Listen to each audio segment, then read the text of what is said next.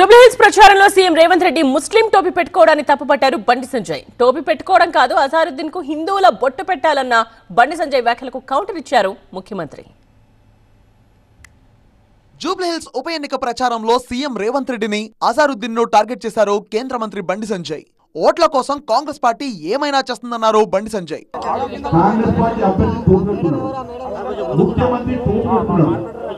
నీకు దమ్ముంటే ఇదే అజరుద్దీన్ మా హిందువులం ఏ పండుగ చేసినా ఏ పూజ చేసినా మొట్టమొదటిసారి విఘ్నేశ్వర స్వామికి పూజ చేస్తాం.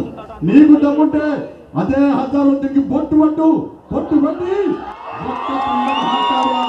సూర్యకోటి సమప్రభ నిర్విఘ్నం కురుదేవా సర్వకార్యేషు సర్వదానికి ఇది పాడించే దమ్ముందా రేవంత్ రెడ్డి అని లేదండి.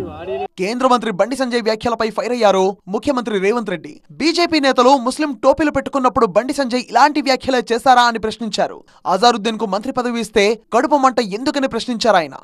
నరేంద్ర మోడీ గారే టోపీ పెట్టుకున్నారు. ఆ ఫోటోలు నేను పంపిస్తా.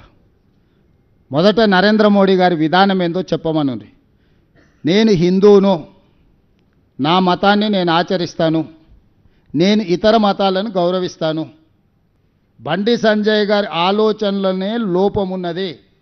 వాళ్ళ భారతీయ జనతా పార్టీ నాయకులు ఎంతమంది టోపీలు పెట్టుకున్నారో నేను అన్ని బండి సంజయ్ గారికి పంపిస్తా.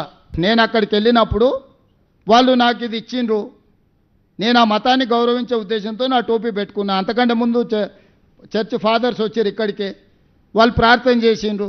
తప్పేముంది? సర్వమత సమ్మేళనమే మా ప్రభుత్వము.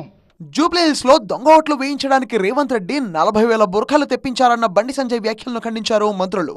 కేంద్ర మంత్రి అయి ఉండి నోటికొచ్చింది మాట్లాడడం సరికాదన్నారాయన.